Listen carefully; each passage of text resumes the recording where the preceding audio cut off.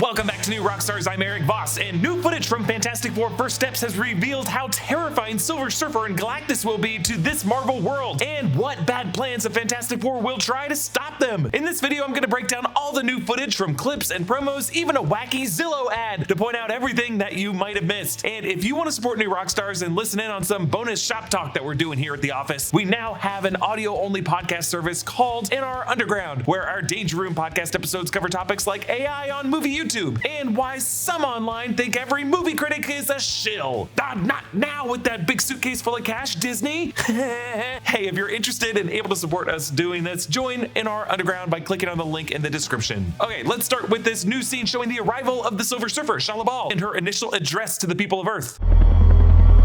Are you the protectors of this world? Yes, we are. Your planet is now marked for death. Your world will be consumed by the Devourer. There is nothing you can do to stop him, for he is a universal force, as essential as the stars.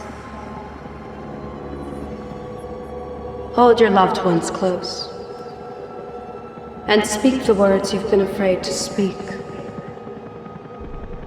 Use this time to rejoice and celebrate, for your time is short. I herald his beginning, I herald your end, I herald Galactus. Whoa! So one thing I'm really looking forward to in this movie, and something that I'm happy to say Superman does really well, is the focus of the humanity of everyday people on the street, the fragile lives and loving relationships that are at stake if the heroes do not succeed. The dread we see on the faces of these alternate universe New Yorkers makes me feel so bad for what might happen to them. It tells us that this isn't just a story about the Fantastic Four, it's about their reputations and their public relationship with all of humanity. Shalabal is talking to them on what seems to be Halloween night. We see people dressed up as witches. Agatha cameo confirmed?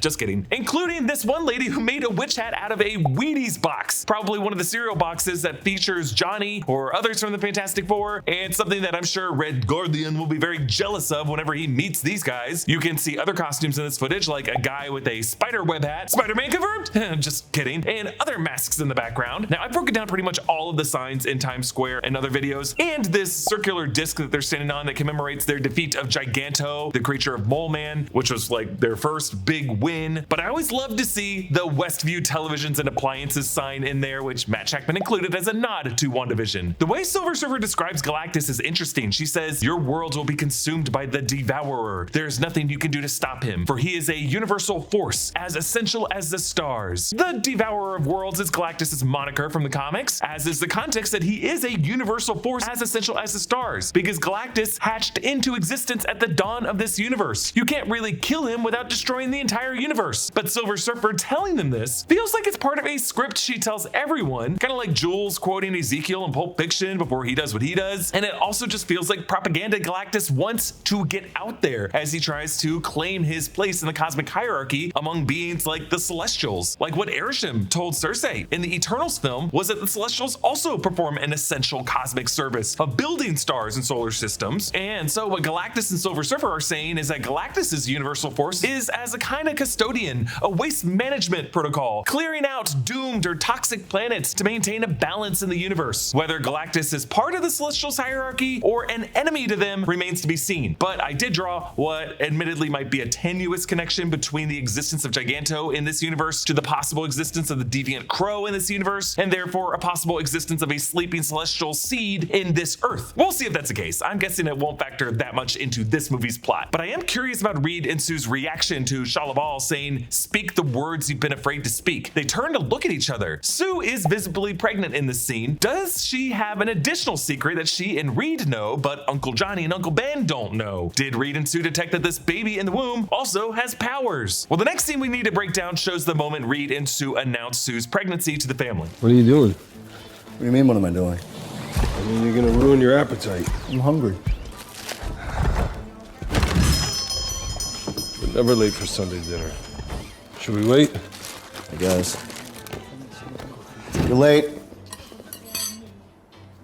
What do you mean? What do you mean, what do I mean? You're late for dinner. Oh, Yes, we are. Really. By a single minute. Yes, we were just. I had to put some aloe iodine just on had my to- shoulder. And, do his shoulder and. why is that breakfast cereal on the dinner table? Why are you being weird? We're not being acting weird. Well, I'm doing that weird thing with your face. Oh, we don't know what you're talking about. Are you pregnant? Yeah, we're pregnant. Yes, How yes. do you know that? Have you looked into your husband's face? I know, he just cannot keep a secret. What? Really? Yeah. What? You are gonna be the best mom. Oh my God. You are gonna be the best dad. Just kidding. You are out of your depth. But we're gonna be the best uncles ever.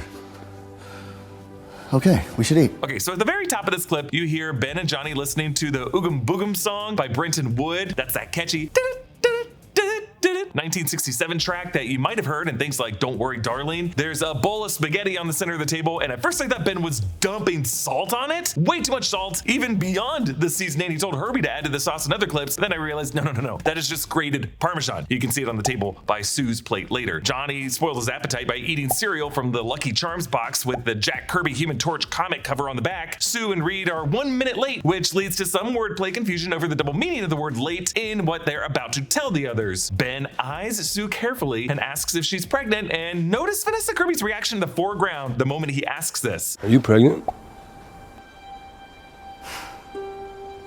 Sue is so flustered. In the earliest Fantastic Four comics, Reed and Sue were always at least dating, but there were some like undertones in which Ben played at being romantically interested in Sue, but it never amounted to anything. Still, there have always been some of us out there who have inferred some heartbreak in Ben for just never being able to be with her. I gotta be honest, I've never really seen it, but some of you have. Meanwhile, another certain number of you are a little too focused with Sue hooking up with Namor. But I do like that Ben knows Sue well enough to just sense these subtle changes in her behavior or just how much her skin is glowing more than her own brother Johnny can. And I think that does say something about the affection that exists between them. And it's just nice to see this moment between the two, considering Ben Grimm and Sue Storm had hardly any connection in the 2015 Fantastic movie. Though Ben does tell Sue that he also put it together by just looking at Reed's face. I think that was just an excuse though. But yes, Reed does look noticeably nervous here. Now I have made a game out of trying to figure out what Matthew Wood is saying as Herbie.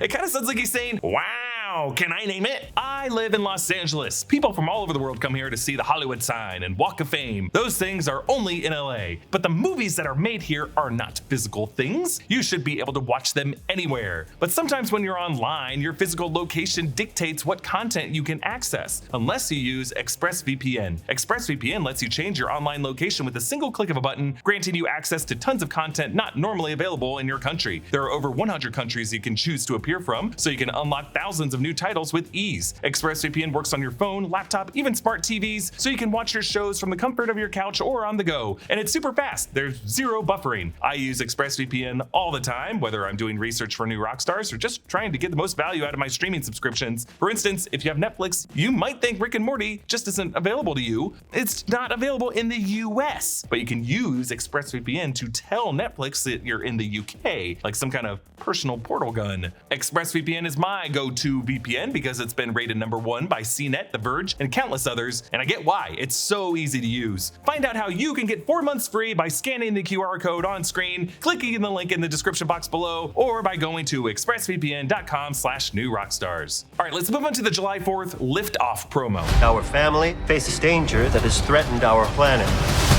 What is that? Get us out of here! Are we safe? I don't know. We are not giving up. We will protect you. Light him up, Johnny! What's the plan? Trust me. I hate that That's a plan. bad plan. terrible That's a idea. stupid plan. This promo includes new shots of the Excelsior ship launching from the launch pad in the East River as New Yorkers watch it go up. We see the moment their ship arrives at the site of Galactus' ship, Tattoo, drilling through another planet. Their ship has to swerve through these huge chunks of broken planet. This is part of Galactus' consumption process in action, to use his ship to drill through a planet, break it apart, and then the conversion machinery within that ship to convert that broken matter and energy into a consumable liquid form. We see another angle of the Thing running down the street during this famous Galactus battle, telling Johnny to light him up. In this shot and in the final tickets on sale trailer, we don't see where Sue is, but the sky over their heads shows a rainbow tinted energy field that we have seen projected from Sue's hands in other shots, and I think that blue blur in the distant background behind Ben could be Sue projecting it. The curved building to the left of Ben is the building with the concrete columns at the base that he clobbered through. There's a shot where Reed says, "Trust me," while he's at the controls of the Excelsior. The exterior shows the same orangish glow that the Silver Surfer surfs on in other shots. There's another new shot of Ben and Johnny saying it's a bad plan, and you'll notice that Ben has his rock beard in this shot, so this would be later on in the film. We also see the widest shot we've seen yet of Galactus. If you look closely, this shot of the Fantastic car zipping down the street as Galactus stomps across the city in the distance. You can see the top of his purple helmet and his armor, and his eyes are glowing blue, which is very creepy. As to their bad plan, we know from set visits, scene descriptions, and trailer shots that plan A will be to try to teleport Earth away from Galactus, but that plan will fail, and so that leaves a mystery as to what plan B will be. But it looks like it involves letting Galactus stomp through the city to get to the Baxter building, maybe even using baby Franklin as bait, and that could be why the uncles here say this is a very bad plan. And you can see more of that plan underway in this July 6th promo called Bad Plan. Please welcome the Fantastic Four. We do family dinner every week. That sucks. Stop it, Johnny. On July 25th. Time to save the planet. What's the plan? Trust me. I hate that It's a plan. bad plan. That's a stupid plan. Prepare for fantastic. If we pull this off, I take back every single bad thing I've been saying about you. To myself, in private. Okay, some repeating shots here, but there's this one new shot of Reed in the final battle shouting, "Now!" And behind him, we see that Johnny Storm Coppertone billboard, and another on the left that shows Reed's stretching arm as part of a product integration. So what is he trying to synchronize by saying now? Is this the trap that they laid for Galactus to try to teleport him away? In this promo, we also see why Ben is clobbering through those pillars. You can see the boot of Galactus on the right of frame there. It looks like he's trying to collapse this building onto Galactus to slow him down. Okay, we gotta end with this wild Zillow integration that, like the Little Caesars commercial, uses real sets from the film, but as part of a campaign to suggest the Baxter building is for sale. Here's the full ad. Hello, I'm Jack West, your Zillow partner agent. Let's take your first step into the home of tomorrow with a personal tour of the Baxter building, the iconic home of the Fantastic Four. Step inside and soak up panoramic views of the Big Apple. You might just see the Human Torch light up the sky. Over here is the sunken conversation pit, perfect for family bonding or just enjoying a quiet evening in with color television. The Baxter Building's state-of-the-art kitchens always make mealtime a breeze. Flame on with the indoor barbecue. These zoned bedrooms provide the ultimate balance of practicality and privacy. After all, even superheroes need a little downtime, especially when you're expecting a fantastic addition to the family. Working from home? This space can be stretched as far as your imagination. Perfect for science experiments, cosmic travel, or just calculating your buyability. It's been a pleasure showing you around.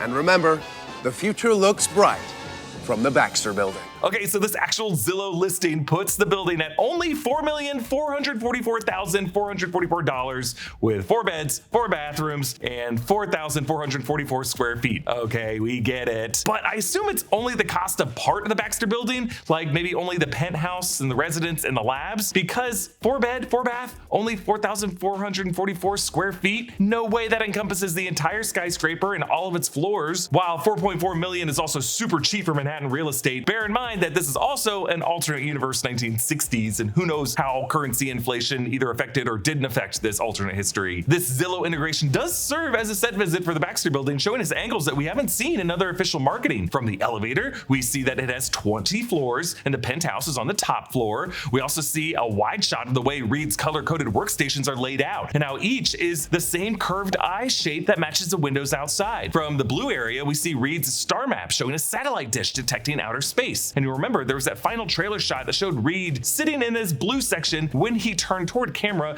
meaning he was facing these screens and looking at them with that grim look on his face. So I'm suggesting that that could be the moment he saw Galactus destroying the planet in Proxima Delphi. We also see a different angle of the yellow section's chalkboard. I've broken down many of these equations in other videos and how they're references to theoretical physics and the relationship between black holes and the multiverse. Like we could see this textbook Penrose diagram with the hexagonal figuration of the 2 diamonds and the squiggly line at the top and the bottom, the top for the black hole, the bottom for the white hole. This is another way to conceive of a bending of space-time around black holes and a possible way to connect to a parallel universe. That could be part of their plan. They're gonna use black hole physics to try to just send Galactus to another universe. Comment down below with your thoughts, and a special thanks to one of our YouTube members, Cameron, who supports us at the executive producer level. Follow me at EA Voss and subscribe to all the channels in the new Rockstars network for breakdowns and news coverage of everything you love. Thanks for watching, and I'll see you next time. Bye.